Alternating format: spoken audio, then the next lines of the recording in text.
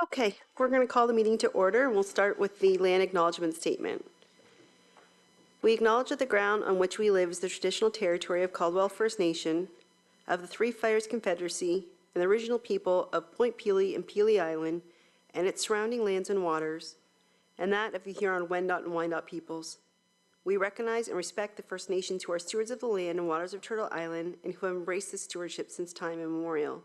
We would also like to acknowledge the contributions of other nearby First Nation communities and all original people across Turtle Island.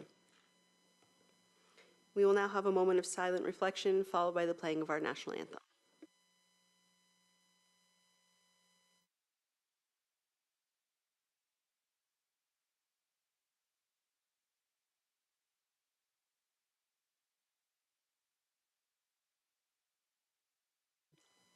Please stand for the playing of the national anthem.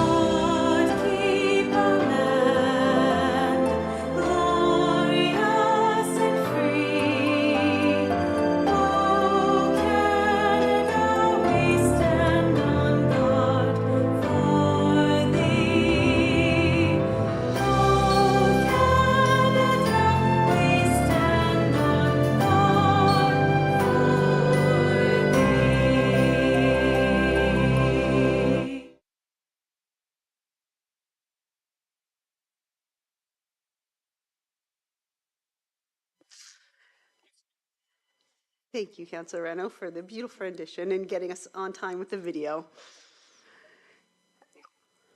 Okay, we have a recommendation for the adoption of our agenda dated April 23rd, 2024, be adopted as presented.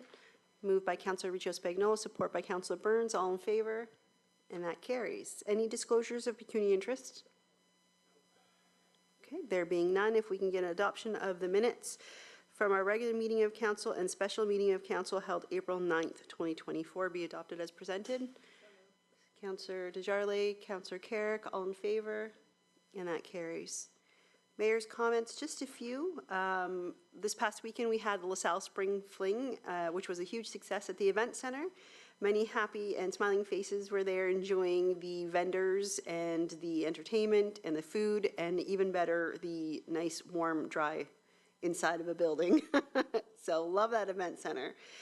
You can catch the wrap-up video on the town's YouTube channel to get a glimpse of the exciting entertainment and vendors.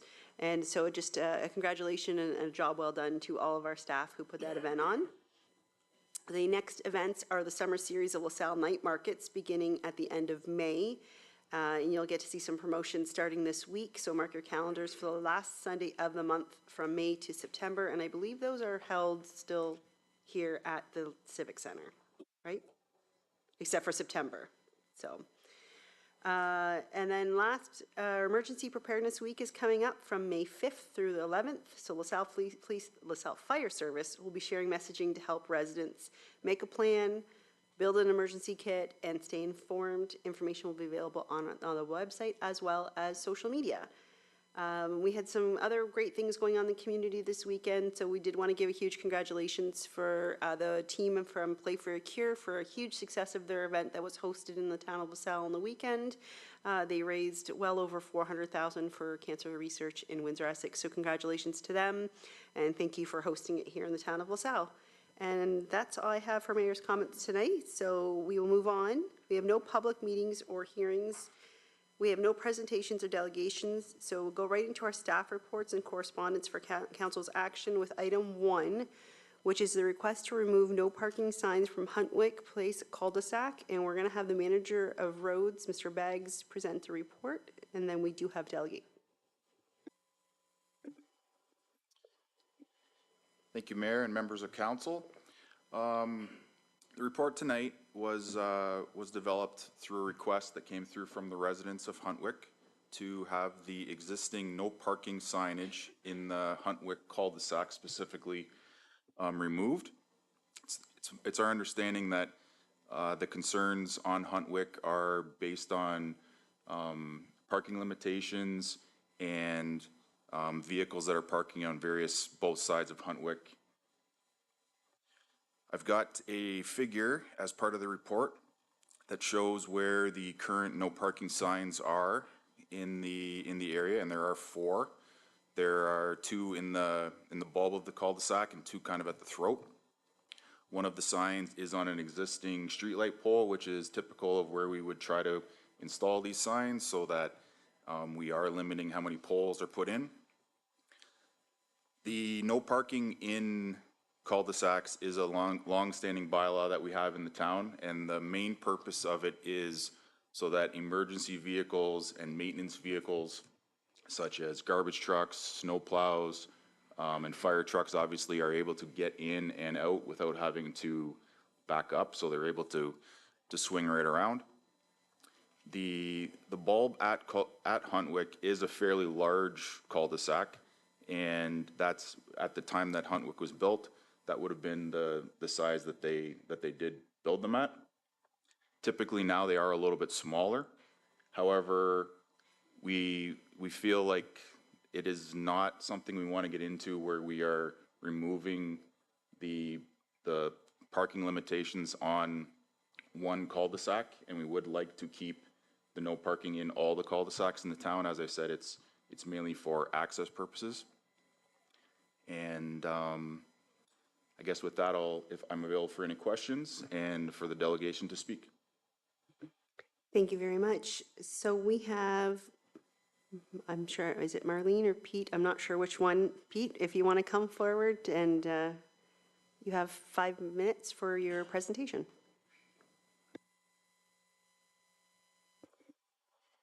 Good evening, everybody. I know our cul-de-sac is the largest one. We measured it. It's 32 meters wide. I've been there since 1985. Most of the neighbors have been there the same time. We've never had an issue with fire department, garbage disposal, service vehicles turning around that circle. Never. I have a couple suggestions that might help us out. One is to remove them, but I think he doesn't want to remove them. The other one is if we had a permit parking for the residents that live in the cul-de-sac. We'd probably still be using our driveways, but if we have family members coming over during the holidays, you know, there's no place for them to park. The residents would be able to park in the circle, and our family members can park in the driveway. If we have just like a free sticker like on your windshields, that way if the police do come by, we are exempt from being ticketed or towed. 33 members have signed, residents have signed that they do not want the parking sign because it's just a traffic jam. Only one complained, and she got the signs right away. Foxwood is a cul-de-sac where they have parking in the circle, but they have no parking signs on the straightaway. So that does not make no sense. So I don't know if he's ever seen that. Foxwood has no parking on the straightaway, but allowed in the circle. Hearthwood and Homestead, I know there's no houses at the end, but there are cars parked there probably to use the walkway. So, because I walk there every day with my dog and I see cars parked in the circle. I know there's no houses, but still it's being used. So, you know, like I think we're still being discriminated because we're the only 2 streets, Foxwood and our street, are the only ones that have the signs. Is that it? That's it. Okay. Okay. So members of council, do you have any questions or comments for administration? Councillor Carrick? Just for you, your worship. So the cul-de-sacs across the whole town are no parking. They're just not signed. And would that be partly to blame for money and the fact that we didn't get it done through your worship? Yes, that's a good comment. There are many areas in town that do not have the no parking signs in the cul-de-sacs. So the bylaw does say, if signed, that the no parking is enforceable in the cul-de-sacs. So in the past, when subdivisions went in, for whatever reason it might have been at the time, the signage didn't go in, and slowly we're working towards getting the signage up. So it would cost a significant amount of money to go put all the no parking signs in the entire town. And for now, what the plan is when new subdivisions go in, the signage goes up. When our alternating when our alternating parking process is initiated on a street, we would put up all the signage that is required on that street that may or may not be there. And as budgets allow, we may even pick streets or sections of town and go put up all the signage. For example, there also is a bylaw that says you can't park at intersections. There's many intersections that don't have that signage up all over town, and those would be signs that would also be put up in a new subdivision. Further, your worship. So just a couple more questions. Maybe Public Works to snow removal, snow plows being able to get down there right now as it is. With no parking down there, have we had any issues? And for emergency services second, what are the issues that we would be dealing with if we were to remove the no parking? Thank you. Is that Maybe I'll start from the Public Works end. Certainly, snow removal is a big one. We would love to have no parking on any street anywhere for snow plows, to be honest. But definitely in the cul-de-sacs when there are cars parked at all, whether it's for a Christmas dinner, those kind of things, any cars in the cul-de-sacs make it extremely difficult for removing the snow in the cul-de-sacs. Any kind of work that we have to do in the town, having no cars on the street makes it a lot easier to do the work, whether it's cleaning out catch basins or repairing curbs or any of those kind of things that, obviously that kind of stuff isn't happening every day, but we're certainly doing that kind of work. From an emergency services perspective, maybe, I don't know if Fire wants to chime in on that. Thank you. Through you, Your Worship.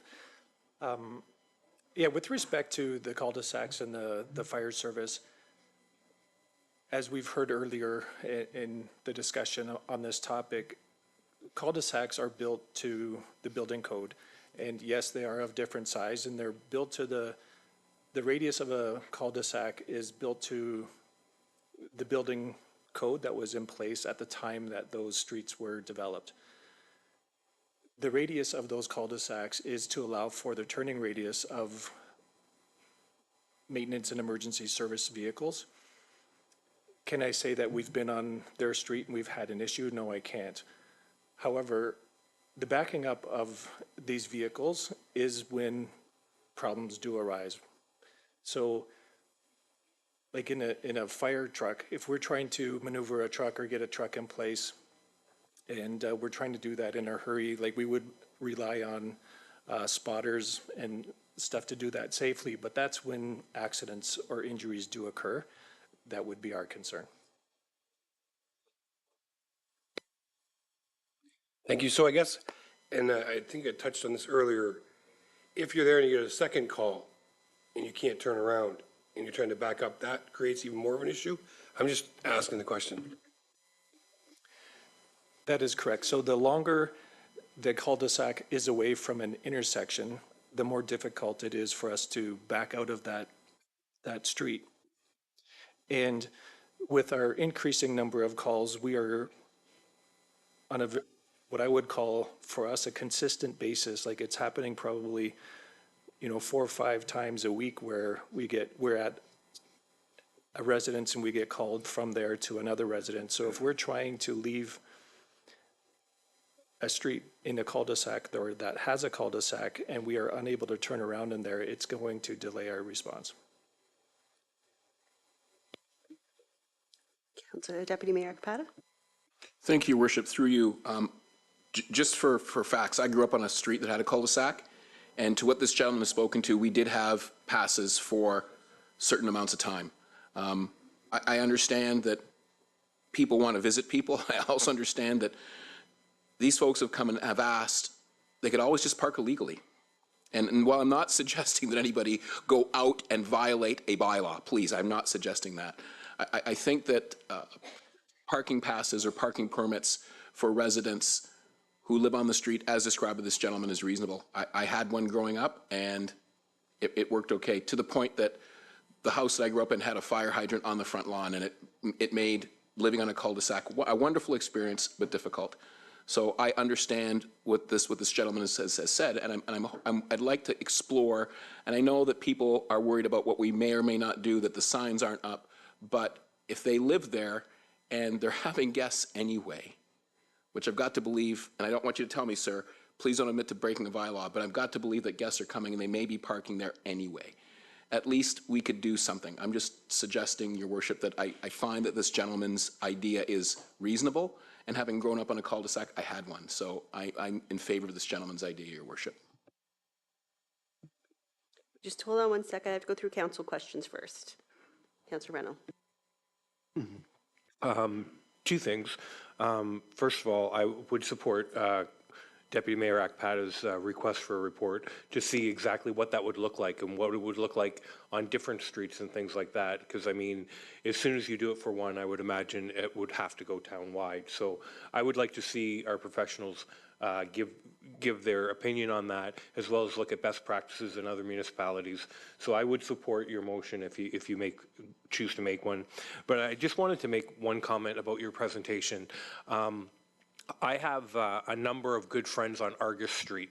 So if you want to see what the signs look like, they're down there. And they all came to me as a friend, and they said, you know, Jeff, these signs just came up out of nowhere. We're the only ones in the entire town that have them. And at the time, they might have been the first ones to get them, but I do know that they are out there based on the calls that I get from other people. I got an email from someone this week wanting to make sure that we didn't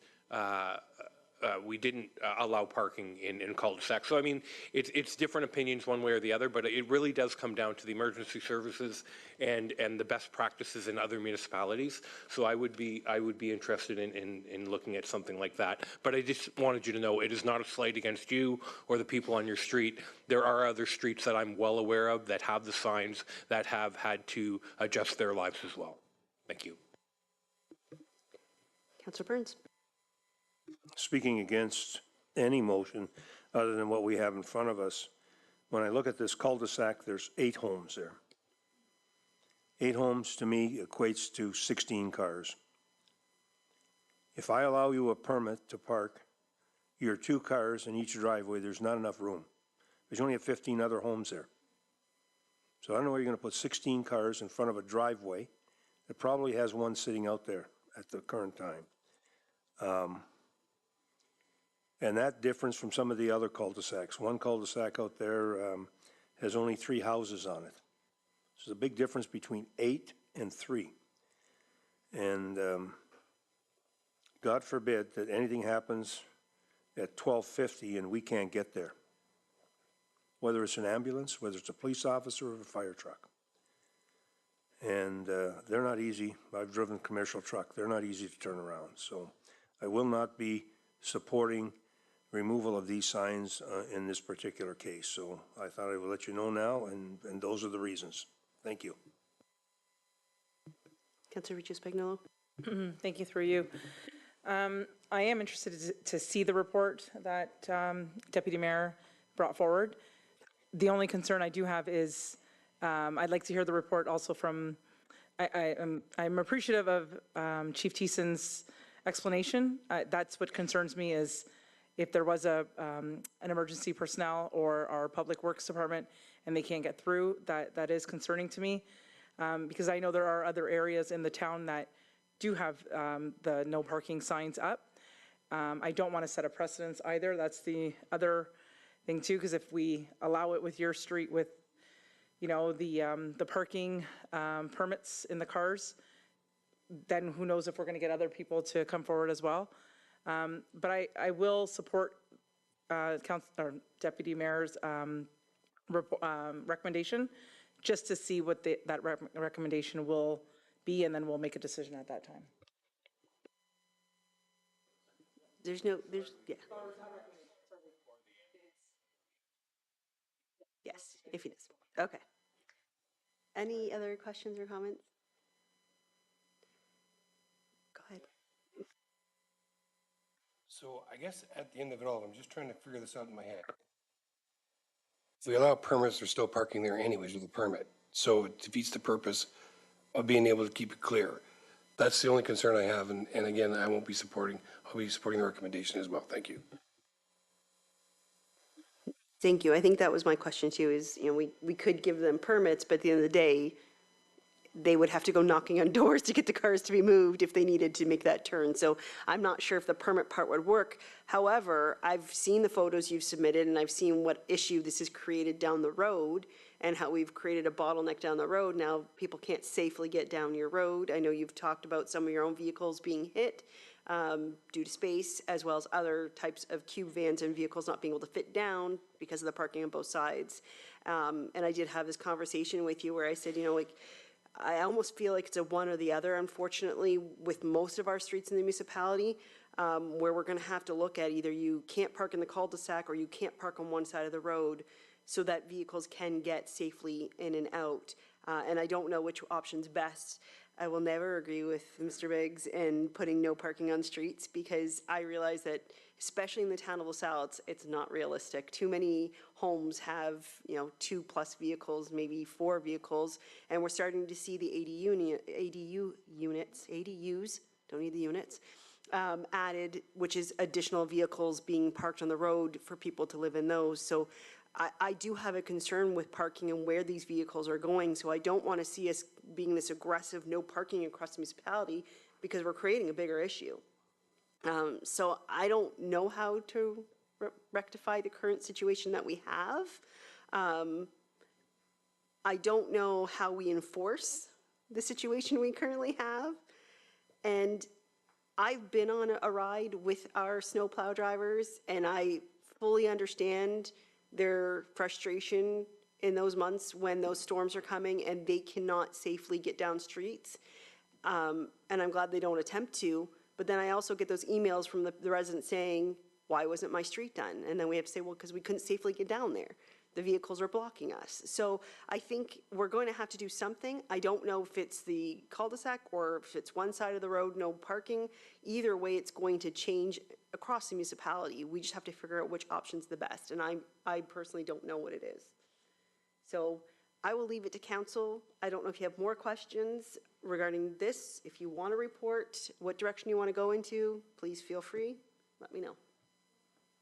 I make a motion to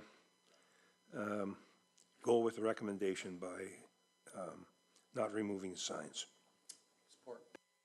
So I have a mover and support for going with the current recommendation, which is leaving as is, and that their request be denied.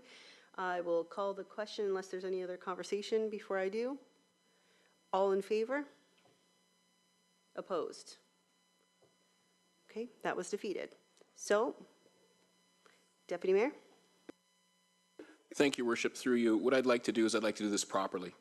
Just like you said, I understand having, in a previous life, driven emergency vehicles and knowing exactly how difficult it is to get down.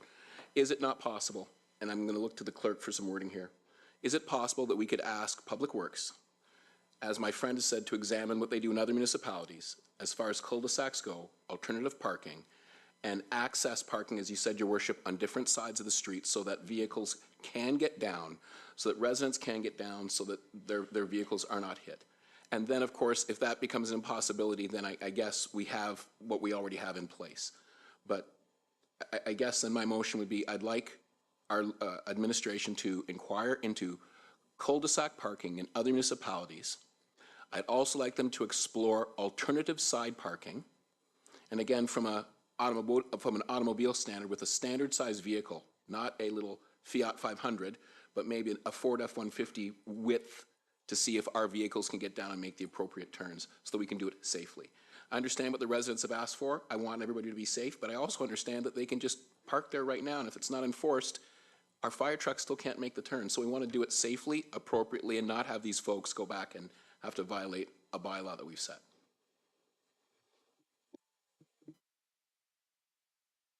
Thank you. That is my motion, with a little bit of annotation at the end as well. Are we, okay, are we good with that? Any discussion on that motion? Counselor Carrick? Again, so the concern is if we look at parking on either side, you're losing more parking spaces than you're on the turning circle, just so you know. So that's a serious concern. And the permit parking, it just doesn't work if you're going to be parked there, if we want to keep it clear. That's all. So I will not be voting for the motion. Thank you. Yes, Mr. Osborne? Thank you, Madam Mayor. Just for clarification, we do have, and Mr. Beggs, maybe you can correct me if I'm wrong, the alternating parking bylaw on a street such as that, it already exists. We already have that. It's just a matter of putting the signs up. So it already does exist on streets like that as a bylaw. It's just, it's not signed that way at this time. Does that sound correct? Just to add to that, the bylaw doesn't exist. However, we have a program in place that if it's requested, we would examine it. In this case, it would meet the criteria, and then the bylaw gets changed and it's added to the alternating parking, and we have done that in many other cases. And it's a project that we've just sort of recently got going, where the residents of any street can request it, and then we examine it, and if it meets the criteria, we can install it. And at that time, the bylaw gets changed. Mr. Mara? Thank you, Madam Mayor. We have been around this a number of times to build upon the alternate parking. We had a situation where we implemented alternating parking on the street due to emergency services. At that time, council requested that administration prepare a report to actively go out and sign all streets alternate parking. So we did prepare that report. That report did not move forward because, again, it has implications across the town, budget implications. So that is why the alternating parking is currently on a request basis or on an as-needed basis. If we come across situations where emergency services can't get down a straight section of road and it's unsafe and they're unable to do it, then that can be initiated. Alternating parking can be initiated by administration, by the LaSalle Police, LaSalle Fire Department, or any resident, and we would go through that process. So we have done this a number of times to build upon Chief Thiessen's response relative to the size of the cul-de-sac. Typically, we do have a minimum size, and over the years, I've been doing this for 30 years now, that size has increasingly got bigger because the fire trucks have got bigger. The minimum turning radius on our current aerial truck is 14 meters. So that cul-de-sac at 15 meters, although it was built some 30 years ago, is actually to today's standard. It wasn't to the standard of that time. My guess is the reason why it was larger was because they needed to get frontage, and so they had to make that ball bigger in order to get the frontage on the houses to fit the houses in there to meet the minimum zoning requirements. So there's a whole host of things on the sizes of cul-de-sacs that we go throughout the town. To Councilor Reynolds' point, in the Argus area, we actively, proactively did those cul-de-sacs, and we signed those as no parking in those areas due to constraints. To the response on Foxwood, the signs that are there on Foxwood restrict the parking at the intersection. That's why the signs are there, is because it's within 15 meters of the intersection, and we got to keep the intersections free and clear. If we were to sign the rest of Foxwood, there would be no parking on Foxwood. So there's a number of situations where it has occurred and changed throughout the years. So that's kind of a bit of a history on trying to get to where we're at today and things of that nature with respect to the previous requests that have come from council and the previous decisions that have not been moved forward.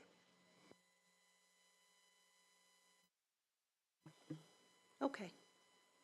So we do have a motion. We have a mover and we have a seconder. No other comments? Then I will call.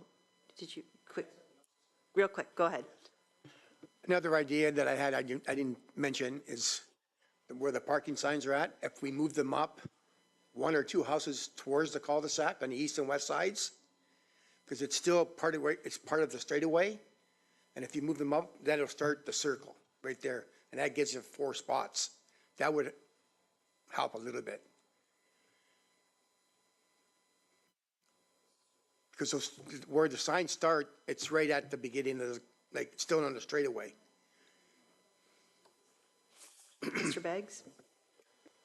It's certainly an option. When you're looking at how the cul-de-sacs are built and where we would want to restrict the no parking, allowing the cars to start to park even at the beginning restricts the turning radiuses, and that's why we usually start the no parking at I call it the throat of the bulb.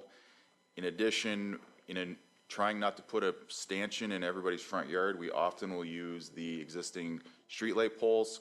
And in this case, I think the one that is the furthest out is on a pole, so to move it even any amount in would require a stanchion, and typically residents don't want stanchions on their front yards, so there's a bit of a give and take with that. So again, I would suggest that the signage is left as it is placed currently. Thank you. Okay. I'm going to call the question then as the motion as it stands. Oh. Go. It would be friendly, would it be considered friendly if we actually discussed for a second of moving the parking stick a little further in, so it's actually in the corner of the cul-de-sac, and that would free up that space there and another space?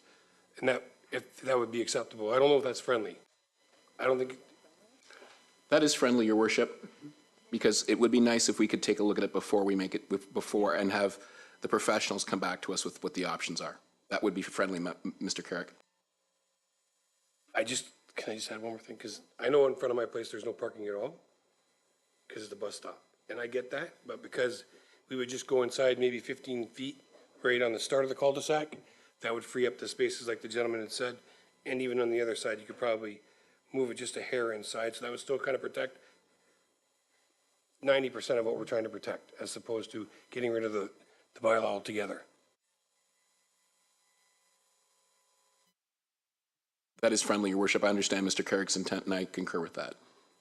And is our clerk clear on the motion that's in front of us? Yes. Okay.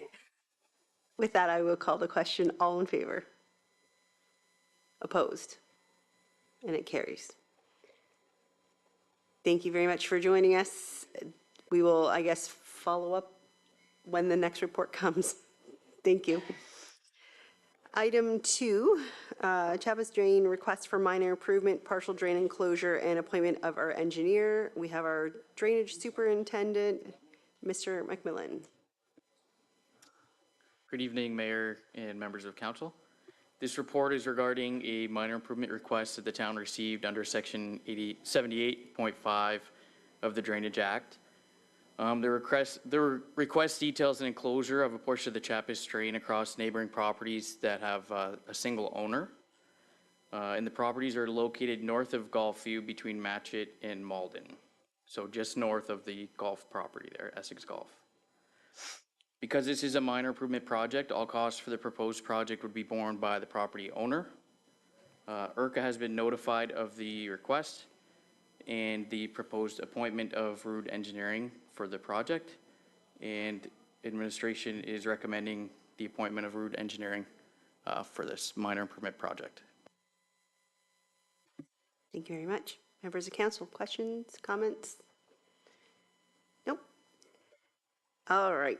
The recommendations of the report of the drainage superintendent dated April 5th, 2024 regarding the request for a minor improvement to the Chavez Drain dated April 3rd be received, and that Rude Engineering Incorporated be appointed as the drainage engineer for the Chavez Drain minor improvement project. Moved by Councilor Carrick, support by Councilor Riccio Spagnuolo. All in favor?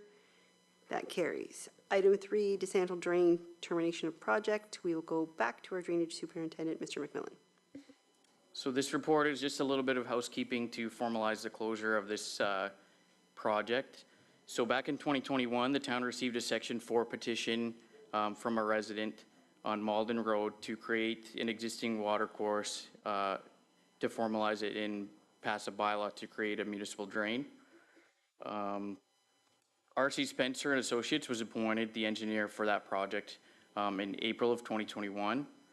Some time had passed, and some of the issues seemed to subside through some time. And earlier this year, in February, we revisited this project and held an on-site meeting with R.C. Spencer and Associates and the original petitioner.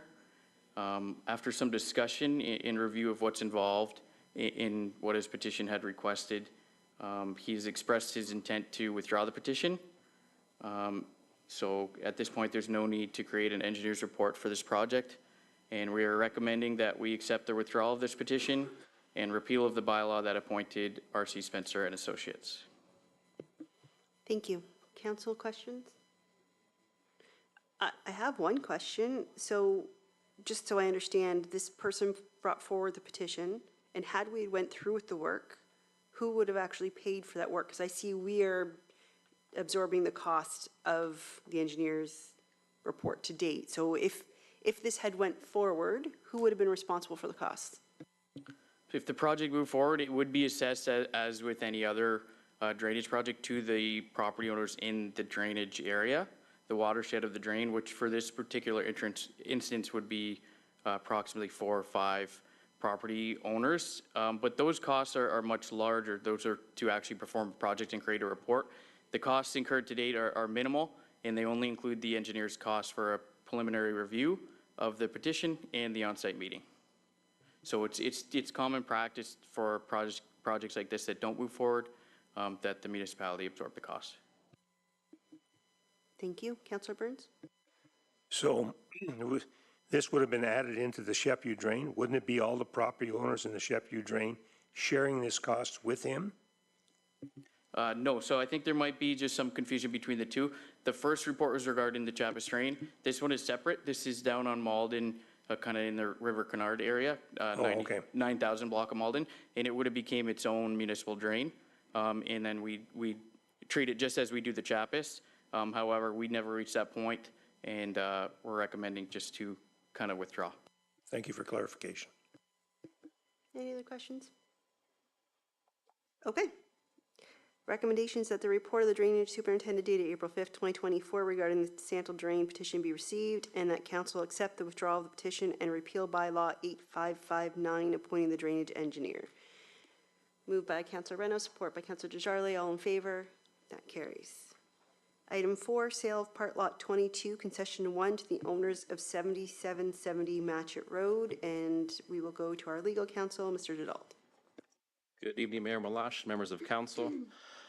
This report tonight is brought forward from a request that came from actually both the buyers and the sellers jointly came to both myself and Jonathan Osborne in terms of exploring the purchase of, the town has a 10-foot strip that over a storm pipe on Matchett Road just south of Golfview. The plan is that we would sell the 10-foot strip and then in turn receive a 20-foot wide easement over it after the fact. The idea is that the owners to the south at 7770 are looking to purchase the land to the north, but they would like to make a contiguous piece of property. So acquiring that pipe or the land over the pipe would be part of that. So that's kind of the goal that they brought to us. We use their purchase price in terms of what they are offering the owners to the north, dollars per square foot, to determine the fair market valuation, while taking into account that there is an easement that will be placed over it. So, but will be acquired for fair market value.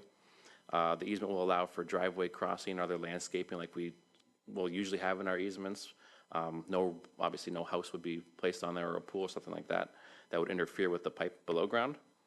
Benefits to the town is that we'll have some cash coming into the green fund, and additionally that we'll have, and I think more importantly, we'll have more space to practically do repairs if we do have to go in and fix anything within that pipe. So having 20 feet is advantageous compared to the 10. So the next steps from our perspective, if council is in agreement with us, we would be preparing a 3-party agreement. The reason for that is just in terms of scheduling the timing for registration of transfers it's more legal mumbo jumbo than anything, but that's for me to sort out with the 2 lawyers for the other parties there, and then I'll arrange the transfer, get their easements registered, and we'll take care of that. So subject to any questions that you may have, that's the report. Councilor Burns? Okay, on Golfview, there's 3 or 4 houses that have water in their backyard. Will any of this drainage go back in there? Because there's currently no drainage back there. So they flood. And I would think that 1285 and maybe up to the corner, there's 2 or 3 homes there. So I'm just wondering, is this an opportunity to put some drainage back through there, going north-south, to clean that up, that would drain into this drain, that would drain all of that? Whoever wants to answer it, please. Thank you for the question. Yes, that pipe has actually been recently upsized by some of those owners in there to accommodate more capacity, more drainage. Really what that acts as is somewhat of an overflow between Tanglewood and Matchett. So that pipe is continuous through there, and it has been upsized with additional catch basins installed.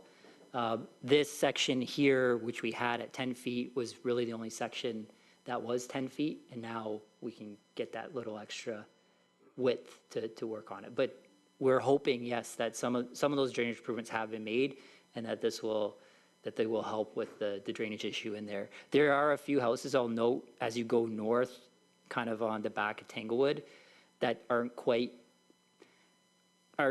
like adjacent to the storm, but it's a bit closer than it was, and we're hoping it will help a bit. Thank you. Any other questions or comments? Good. So the recommendation is that the report of legal counsel dated April 4th, 2024 regarding the sale of part lot 22, concession 1 to the owners of 7770 Matchett Road be received.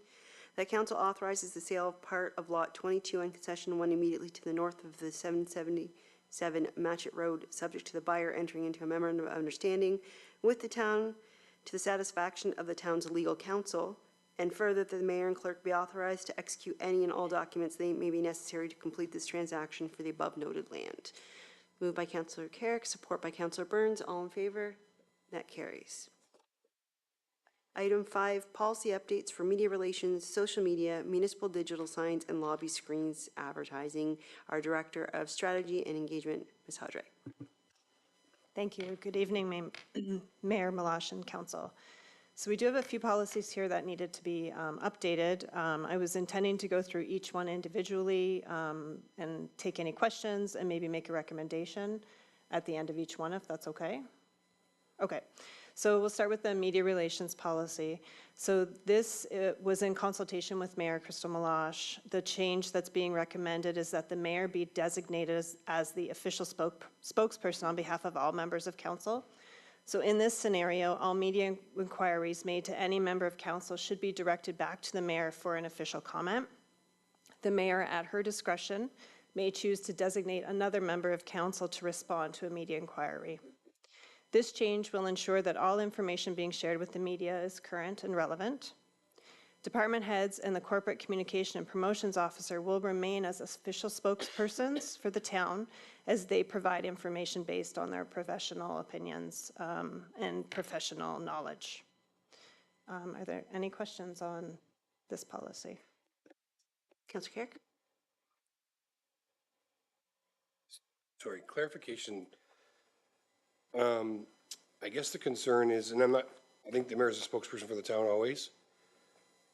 If I got somebody calling me about an issue we're dealing with, and I'm elected to make the decision, my vote, I have to call the mayor and say, I can't talk about this? If it's an issue, am I getting this wrong? Or is this just more of a general scope? The idea was that Mayor Meloche would be the one to speak to the media, whether it's a current thing that we're dealing with or a situation or a one-off question that would be asked, that it would be redirected back to the mayor for comment. Oh, okay, because that's the confusion for myself, because if it's during a council meeting like we had the issues, where they would get our comments and they would use our comments through video, so that's not included in this, is what you're saying. Okay, okay, good, thank you. Councilor Renham? Thank you, Your Worship. On occasion, we get called upon for comments. And most of the times, the ones that I receive are when a media outlet reads the agenda and they ask for an opinion on what's based on the agenda. When I've spoken to them in the past, I've said, listen, I've read the agenda and this is how I feel about something like that, but it's not really an active issue per se. It's more or less, you know, an opinion based on what I've read and what they've read. I can totally appreciate that if we're in an emergency situation, or if we are in, if there's a big issue that's brewing that's not on the agenda, that the mayor would be the point of contact. However, I feel it goes a little too far when it comes to a general request about how I feel about an item on the agenda. I just feel that in that instance it may be too far, although I do agree that in the case of an emergency or in the case of an active issue that's not on the agenda, that's not really our place to make a comment on that. That's my feeling. Councillor Burns. Okay. I've been cautioned over the years from different courses I've taken with AMO that if there's an item on the agenda, we shouldn't be supporting that to taxpayer A or taxpayer B. That has to be coming out of this meeting, as we don't know what new information is coming out. So they always caution us from a legal point of view that you're really prejudging and prejudicing your vote. I've done it in the past when I didn't know better. So I don't do it in the future. Just like these people presented here tonight, I told them that I would listen to what they have to say, and then I'll make my decision at that time. But if the media calls me on an agenda item that has been dealt with before council, I'm commenting. If I'm not for it, I'm going to comment, because that's what people elect me to do. We're not supposed to be all on the same page. I wish we were all the time. Life would be paradise or utopia. I objected to this policy when it was put in 2016, and I still object to the same thing. I have no problem with the mayor speaking to all the major issues, but if there's an issue that I don't support and the media will only, they never come to see us in the first place. We're not important enough for them, and that's sad because we don't get any coverage. But if they phone me and they ask me 800, I'm going to comment on that. And that's what I feel democracy is. And if it offends the policy that we're going to approve, then I won't vote for it. Because I can't knowingly say what I'm saying now and approve this policy. So tell me I'm wrong, or tell me I'm right, and then I will make my decision. So I refer that back to administration. Not to be offensive, by the way. Sure. Council can make any recommendation that they like to take this change or not take this change. Currently, the policy is that any member of council can speak to the media. Questions? Anyone else? No? So I think, just a discussion on my side, the reason we've looked at doing this policy is in the past year, we've had several requests for interviews, and what we're seeing is different answers about what's actually happening, actual policies from members of council. There's not a consistent message going across. And that's where this kind of came from is, you know, we can't have one person who's giving, like you said, Councillor Reno, their opinion because it's not the facts of what's supposed to actually be happening. And that's where we're saying the interviews need to take place, is when someone's not calling to say, what do you think about this? They want to know what happened, why, what's going forward, that kind of messaging. We think all that messaging should be coming from one source, whether it be from the head of council or from our communications department, making sure that our messaging is clear going across, and that's not happening right now. So we need to find a way to streamline things to make it more efficient, but also to make sure that our messaging going out is correct. Because there's nothing worse than our own members of council sharing things and it's not accurate. Because you can't go back and fix that afterwards. It's almost impossible to do that. So that's why this was kind of created, was how do we deal with the media who, we have certain members of the media who will call members of council because they have a relationship with them, and that's completely fine. I understand that. But like I said, a lot of times what's coming out of it is opinions, or like Councillor Burns said, it's ahead of meetings and you're stating your opinion and possibly swaying decisions before we've even discussed it at a council meeting. So that's where the concerns are. Yeah. So I will turn it back over to Ms. Hodre. I don't know if you want to finish this one and put a recommendation, and then we can move on. Sure. You wanted to, is there a recommendation? We didn't have recommendations for each of them, right? They were just separate? It was, yeah, to receive the report overall and then to approve each policy individually. So do we want to do it at the end then? Let's just move on with the report and then we'll vote at the end. Okay. So the second policy that we're updating is the social media policy. So currently the Strategy and Engagement Department oversees 11 social media accounts as well as one online engagement platform. Followers and likes have consistently increased over the years, and we've certainly seen that social media has become a very well-used resource to communicate with the public. We do continue to encourage the public to follow the town's social media pages and to be able to communicate with administration that way. Unfortunately, some people prefer to post to community pages to solicit advice and information from the community. While these pages are generally useful, at times they become extremely negative. It's not productive to debate about issues on social media, and as such, administration will continue with the current practice and will not interact on community pages. There were a number of updates within the policy. I'll just briefly review them. So one of the first points was that third parties are not permitted to have access to the town's social media to post content unless they receive written permission from the director. Next, while the department makes every reasonable effort to respond to concerns and questions directed to the town's social media, the conversation may be redirected to email and our phone. Next point, members of council should exercise good judgment when responding to questions on social media. If a question posed on any social media should be answered by administration, members of council should direct the public to the town's social media for a response. Members of council shall identify where they are expressing personal views and not the views of council. Some members of the public negatively post or comment about the town, council, and employees. It's important to note that these are a minority and rarely represent the majority of residents. Social media is not an accurate gauge of the pulse of the community, and the best case scenario is always to allow the public to debate among themselves. If information is directed to the town through one of the official channels, administration will respond.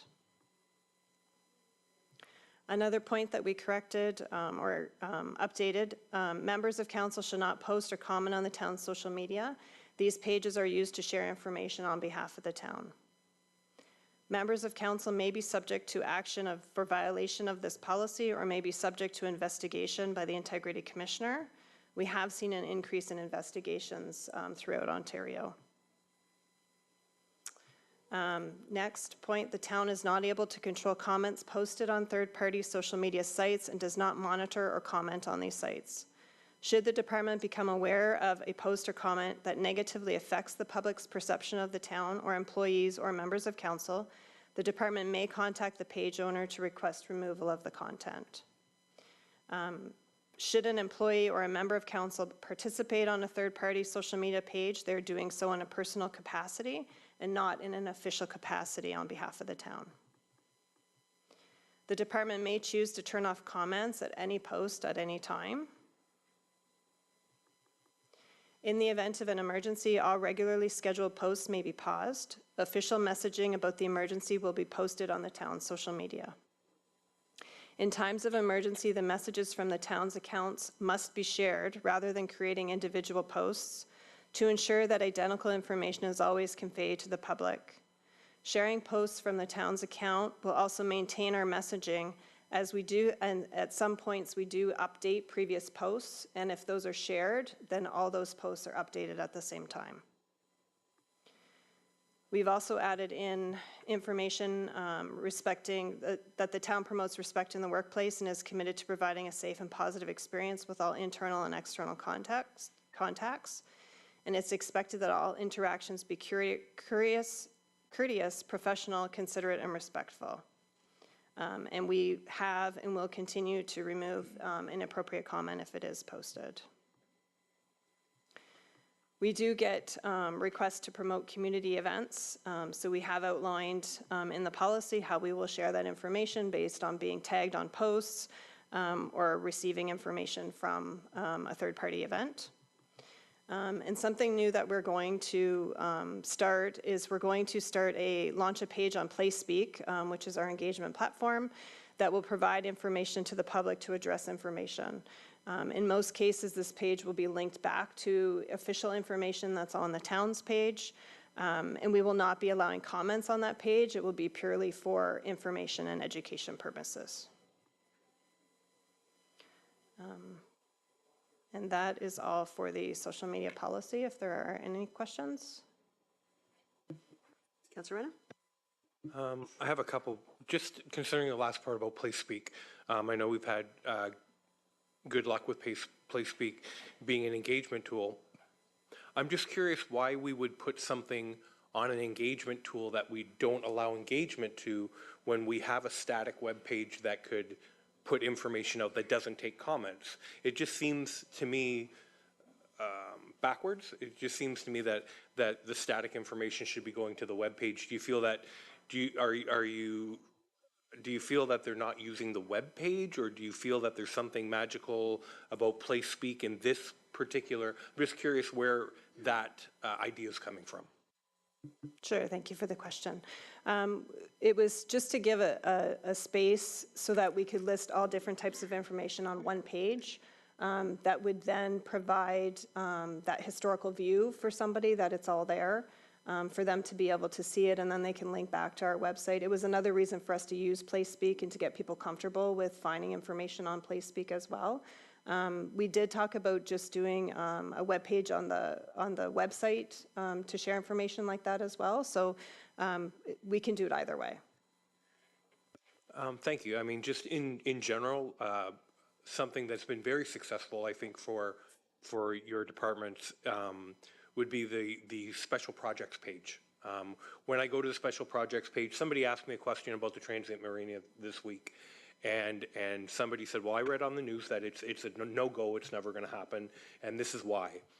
And I went right to our special projects page, and I was able to key in directly to Transient Marina and all the most current information about it, and there was no arguments or anything. It was all there. So it's a great tool, and I think the web page is a better place for static information, and I think by sending them to PlaySpeak, you're almost inviting them to make a comment, and then they're not allowed to, and it'll just make them angry. I think when they go to a website, they expect static information, and that would be my only suggestion in this case, is that we stick to the web page, is my only opinion on that.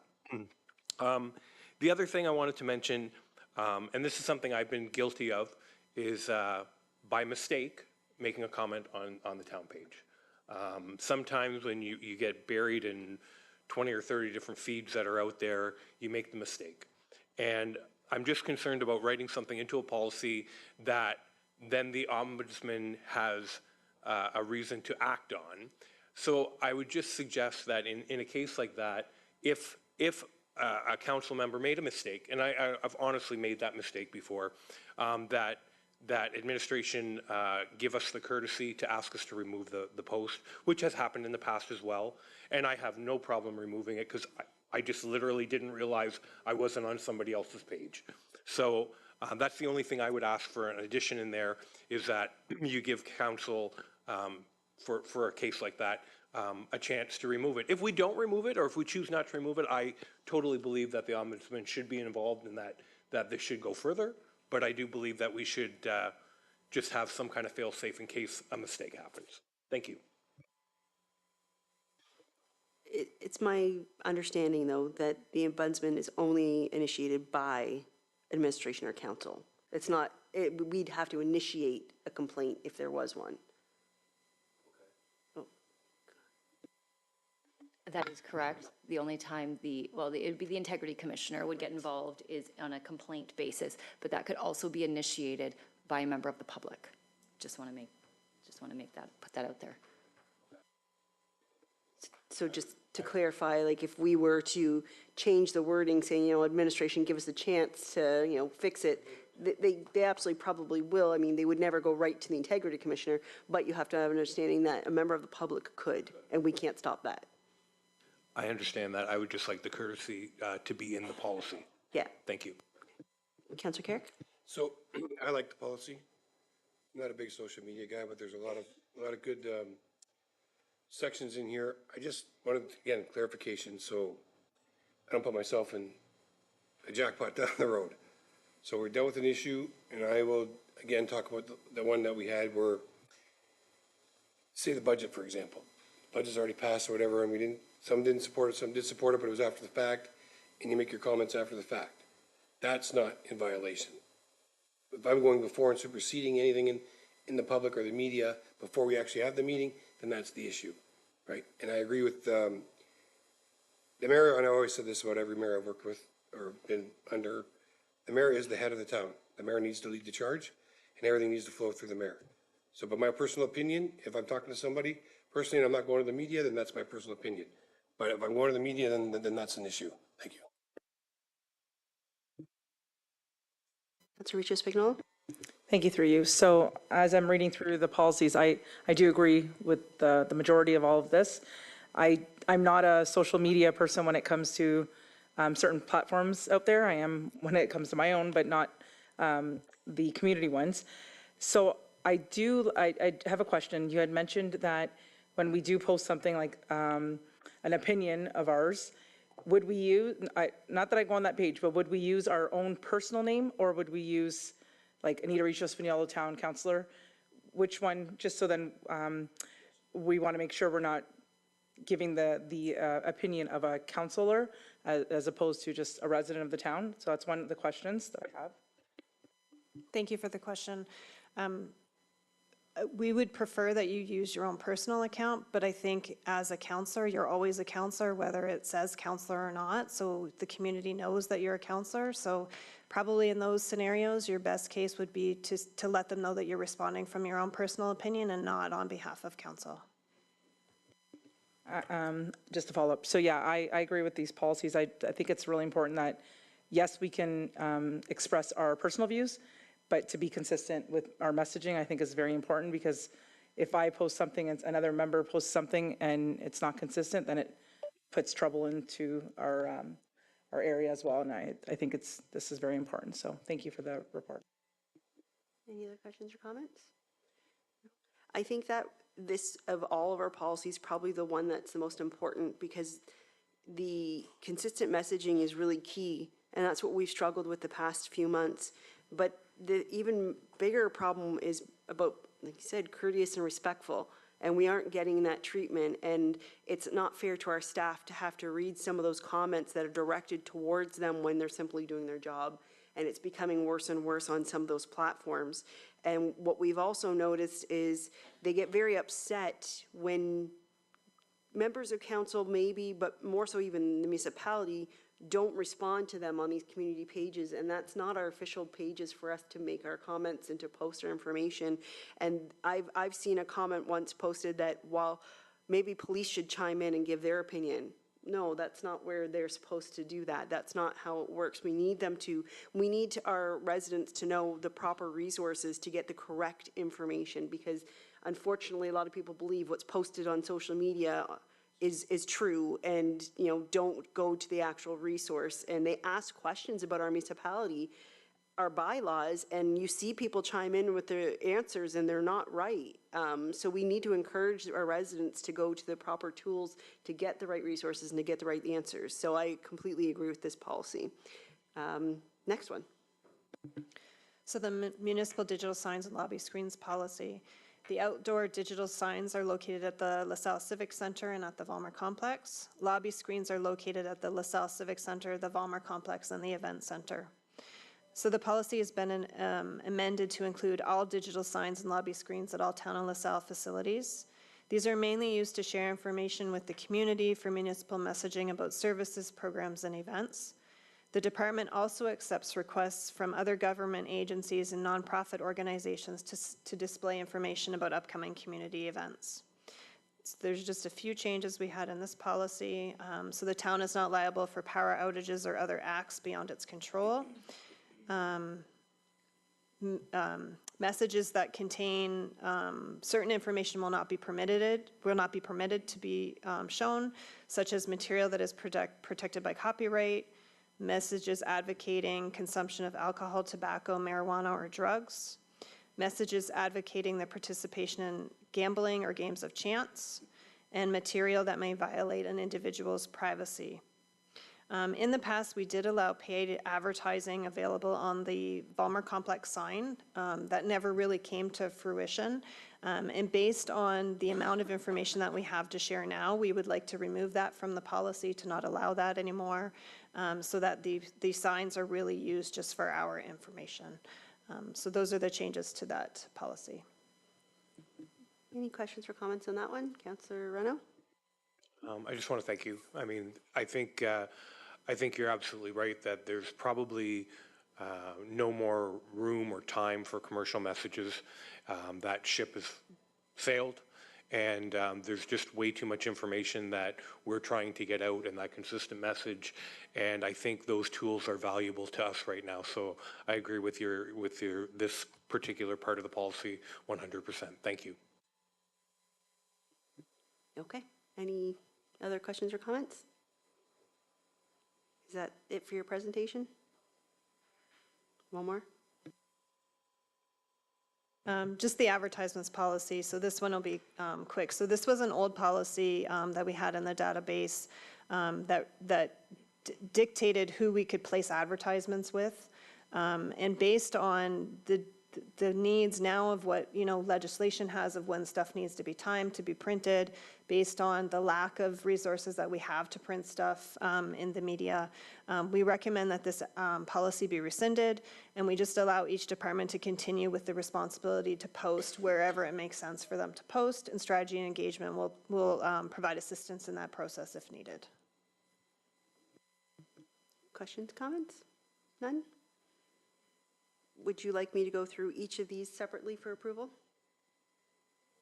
No? Move all the recommendations. Okay.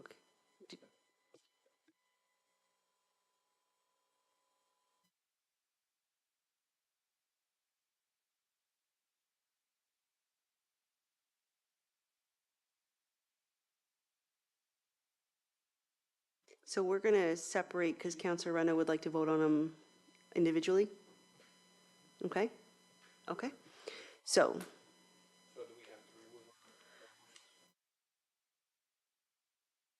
They're gone. Starting from scratch. So the first one we will go through is the approval of the media relations policy. Do I have a mover and a supporter for the media relations policy? So moved. Moved to support by Councillor Regis Spagnolo. All in favor? That carries. Opposed? Okay. Did I say that carries? I may have before I said it. Yeah, it carries anyways. Number 2 is that council approves the social media policy. Do I have a mover? Councillor Regis Spagnolo, support. Councillor Desjardins. Okay, all in favor of that? Opposed?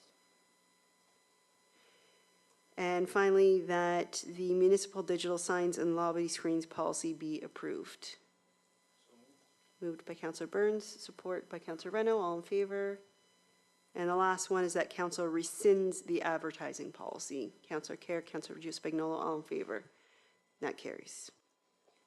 Okay. Item 6, establishing a business network in LaSalle. Back to you, Ms. Hadre. Thank you. Good evening again.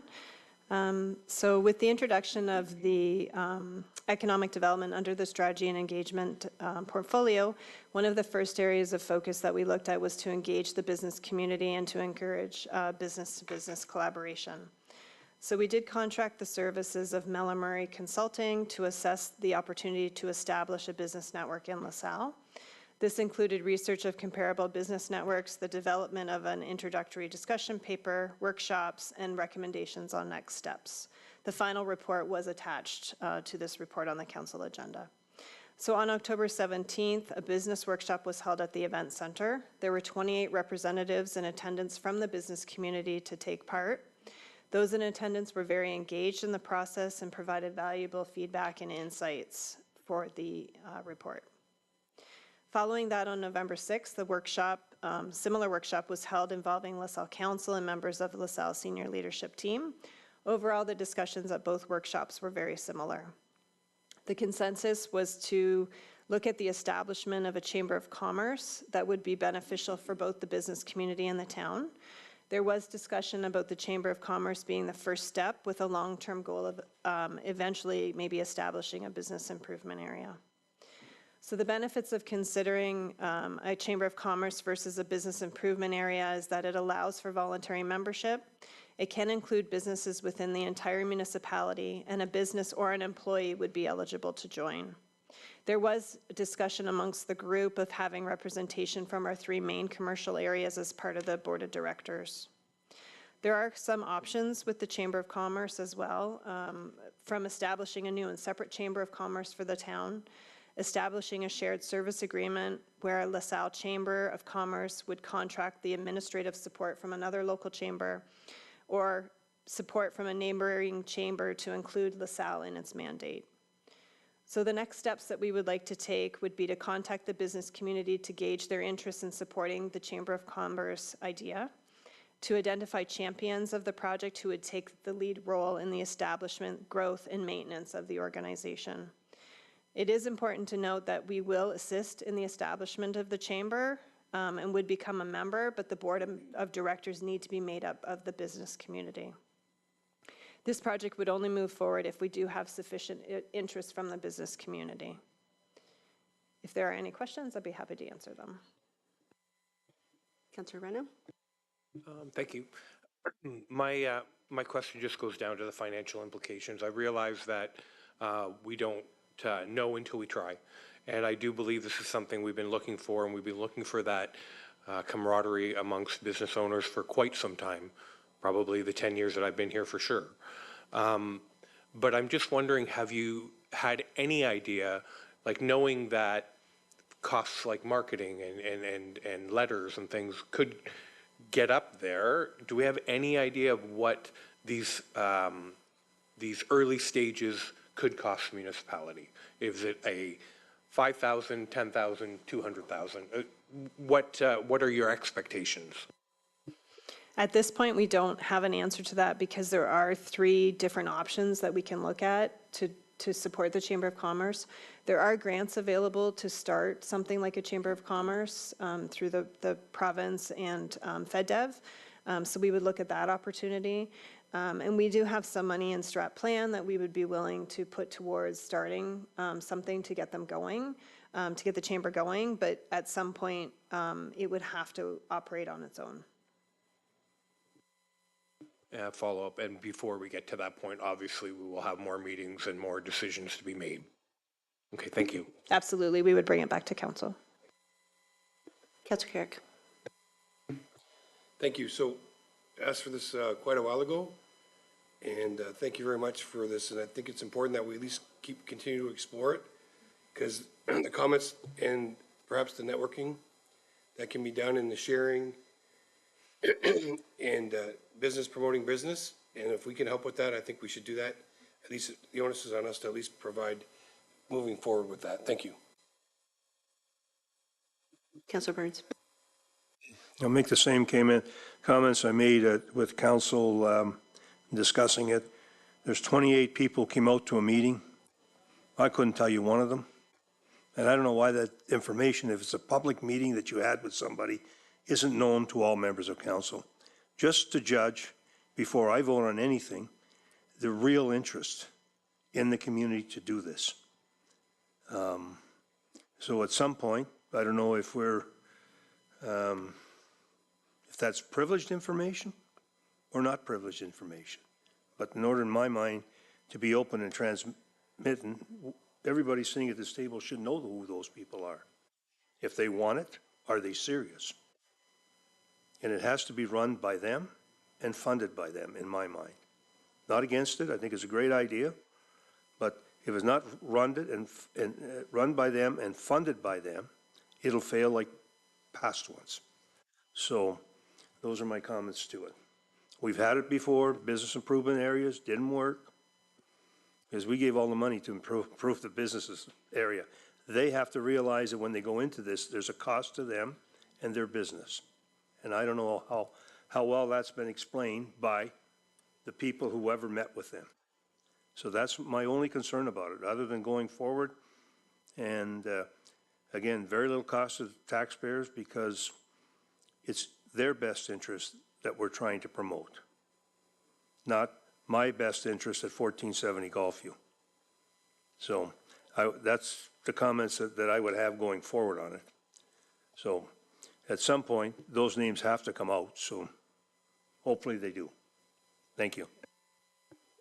So that was a public meeting, Councillor Burns. It was part of Mela Murray's project with us. We did send out invitations to all the businesses. Mayor Meloche and Deputy Mayor Akpata hand-delivered packages along Front Road and along Malden Road. It was on social Just media. on a point of order, I read the correspondence and I understand that. What I don't understand is the people who actually attend. There's nothing in any of these reports who says Terry Burns from company ABC Roofing attended, or the individual. That list. Yeah, but it has not been made public to me at this point. I would like to see that at some point, whenever it's deemed proper as we go forward, because then it will really tell me we have people that are really interested or we just have fringe players. Well, I think just you. to kind of add into what's being said here, like 143 emails roughly, and like over 100 were delivered by the deputy mayor and myself, as well as a member from administration. But that was a public meeting that any of them could attend, and even though there was only the 28 representatives, several businesses who couldn't attend that evening have mentioned that they are interested. And the whole point of the entire meeting and discussion was to gauge the interest of our local businesses, but it's also to let them know that this is something that they will run. The municipality has to have some part of it to help get it going, but the whole point is for them to choose the option that best suits the business community, let them choose, but we're helping guide the conversation along. I think that's been our role from day one is kind of creating this opportunity for the discussion to be had and giving them the tools they need to move in the right direction that they feel work for the businesses in the community of the town of LaSalle. At the end of the day, if those businesses say they're not interested, the town's not doing anything further. We are strictly helping move them in the right direction, and if that means there's a little bit of funds from us to help initiate administration or policies or anything like that, I think that's what we're going to have to discuss in the future. But at this point, it's just an update to us about the workshops that took place, the results from it, and from here we'll continue with, I guess, engaging back into the business community to show them the three options, because ultimately they're going to choose the direction that they move in. We won't choose that, and then we can choose how much we support it. But at the end of the day, you're correct. This should be funded by the businesses, and they need to be aware of that. But that also is one of the three options they have, is either they can create their own, which comes to a higher expense. They could join another chamber, which is already established and has that part-time person or administration in place, which means their fees would be less. So there's options that they have to decide. We, at this point, like I said, we're just trying to assist our businesses and making sure that their voices are being heard, because we're being told that the town has done nothing to help them and to get them moving. So hopefully this gets them in the right direction. And we'll just have to decide in the future what we're willing to put in. But to Councillor Reno's point, like, we aren't looking to fund them. This is not what the intention is at all, just so everyone's clear of that. Okay? anything else to add? Go ahead. I can just say from those that were at the meeting, there was a broad range of sectors that were there across all areas of the municipality. So there was a lot of different interests at that meeting. I don't know if we asked at the time whether or not they could be publicly mentioned in a report, so I wouldn't want to share their information without their agreement anyways. So with that, there is recommendation, if there's no other conversation, anything? No? Move the recommendation? Okay, support, Councillor Reno, all in favor? And that carries, no opposed? Okay, that carries. Purchase of 100-foot aerial platform fire apparatus, Deputy Fire Chief Segan. Hi, thank you. Good evening, Madam Mayor and members of council. The report in front of you is to replace our tower we affectionately call Tower 202, and we want to purchase a 100-foot aerial platform. We went out for tender in February through the bids and tenders process, and we received one response. And that response is in front of you. It's from Carl Thibault.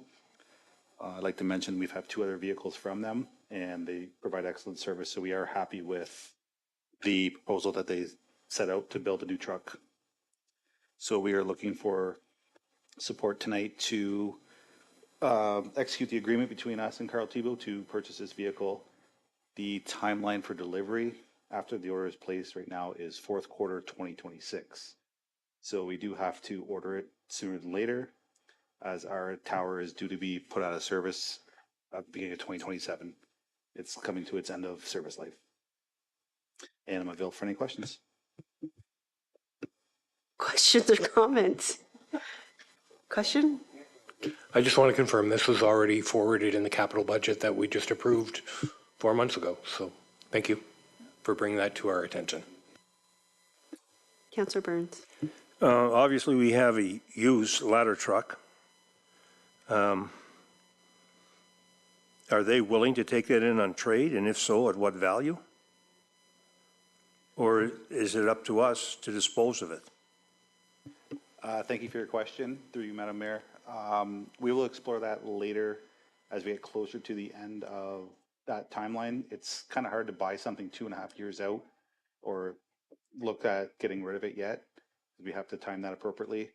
There's different options. The OAFC has a website where we could list it as an auction.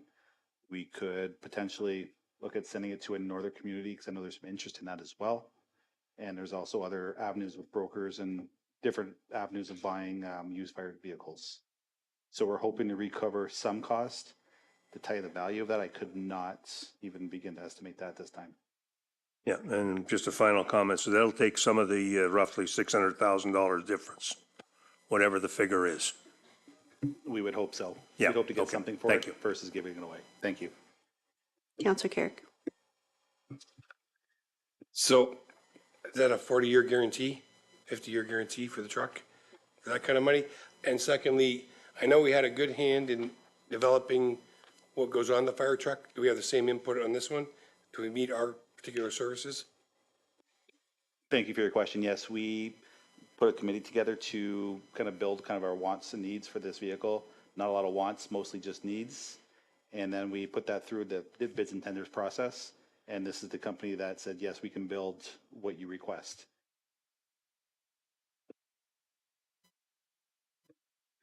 Any other questions or comments?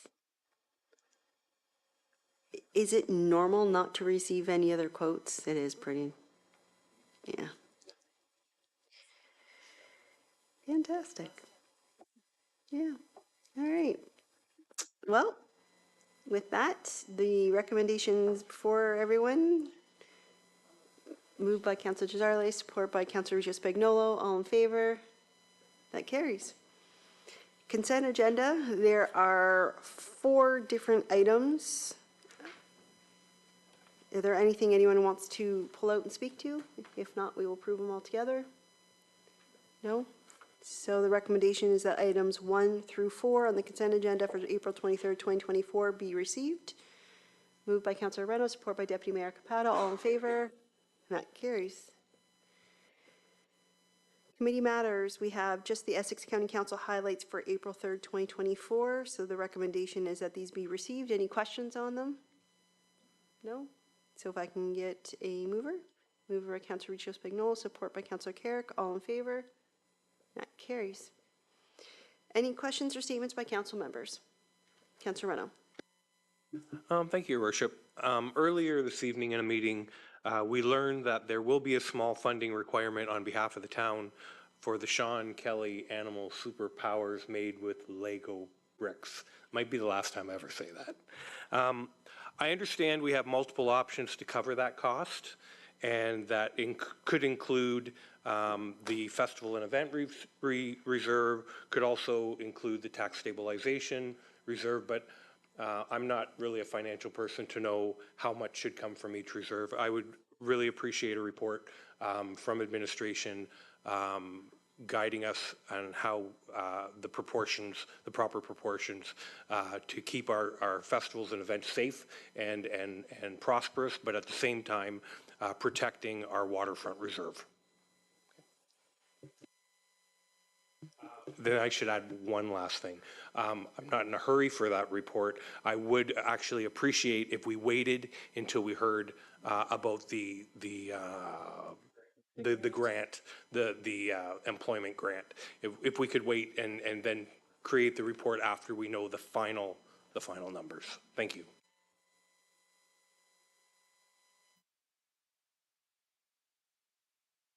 And support by Councilor Desjardins.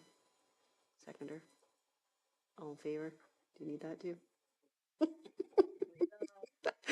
All in favor? That carries.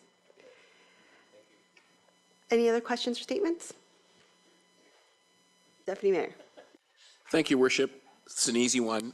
Most recently, Essex EMS has taken on a project to identify all the defibrillators within the county of Essex, to put them on a map so that if somebody's in trouble, they dial 911 and they can say, I'm at Town Hall, is there? And someone can say, yeah, there's a defibrillator 15 meters from you.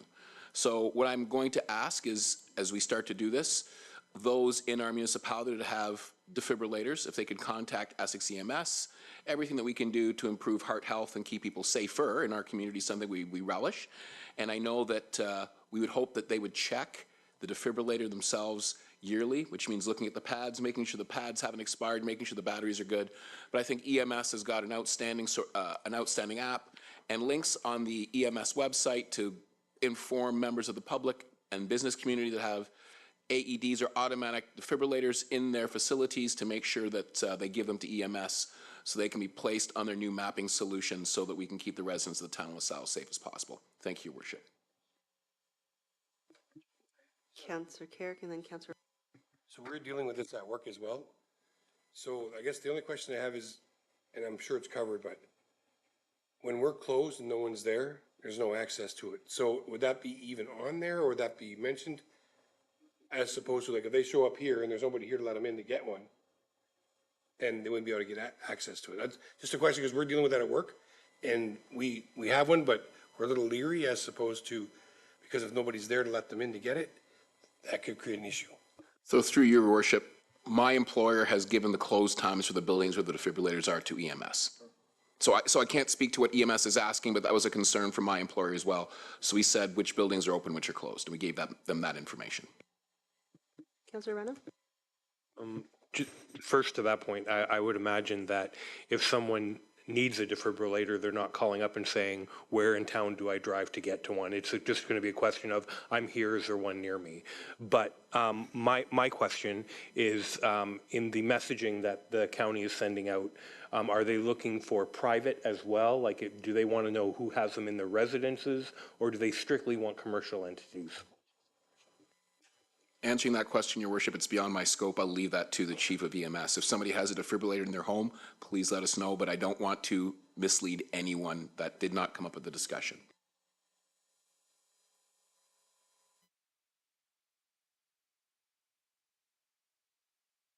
No, that's, again, I stand by the fact that this isn't going to be, I'm at 735 River, and I call up and find out that there's one 4 doors down. If I need a defibrillator, it's probably too late for me to run down the street. Respectfully. It is an app, though, so anyone can check it out and learn about it. Apparently, there's also supposed to be the option to add if you're first aid compliant as well, so that if you're close to a situation, you could assist, but teach their own to kind of investigate. Any other questions or statements? So we do have one notice of motion by Councillor Burns, who may move or cause to have moved the administrative reviews letters of support received from various municipalities and provide direction by way of a report to council on whether the letter should be supported or received. Councillor Burns, did you want to speak to this? Yes, I think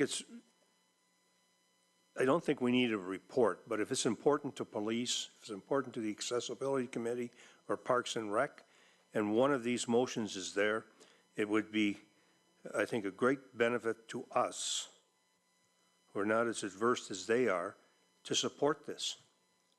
Whatever that resolution is. There was one here on handicap accessibility to try to push the government to move quicker and update, because I think by 2026 it's final law, the 5 years over.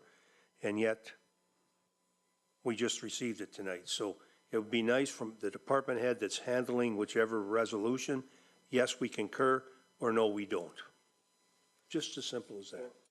I don't need a report. I mean, I have to trust your decisions in all other matters. Why wouldn't I trust it in this matter? It's very simple. Thank you. Councillor Carrick? So before we can discuss further, I have to have, okay, so support by, okay, go ahead. So I guess maybe not so much for or opposed, maybe just what's for best of the town of LaSalle that we could get on board with. They don't need to report on everything. If it doesn't concern us, my opinion would be, okay, that's fine, but if it does benefit us or something, one of our committees that we deal with, then I would support that. But I don't want them going through and saying, no, we don't support this, or we don't, I don't want that. But if it's good, say the Accessibility Committee or comes from the clerk, and it says, okay, this is supportable, then that's perfect. That's what we want, that kind of thing. But if it's to oppose something or we don't want it, that makes more clarity to me, and it may save some time for administration too. I think it's good. We used to have this. Deputy Mayor?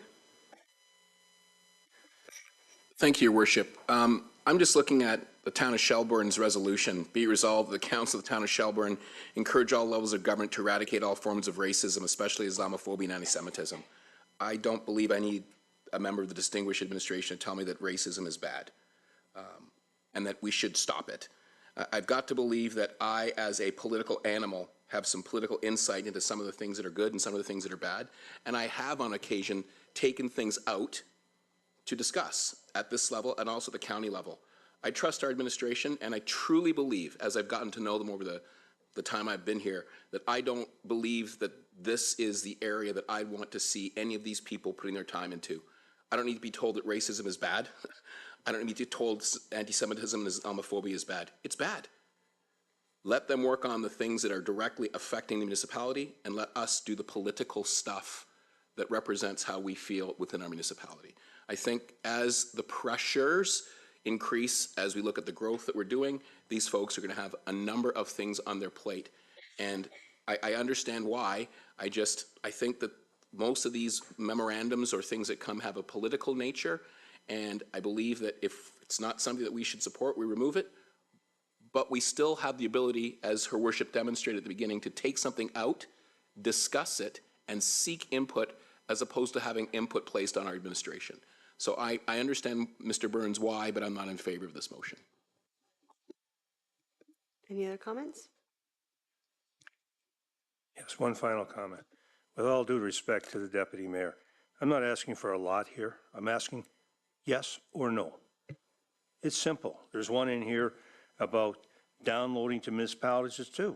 Should probably be, in my opinion, supported. We don't talk enough about how much each level of government downloads to the municipality, and we in turn are the victims of passing it off to the taxpayers. So I understand your position. I may not concur with it, but I do understand it. Thank you.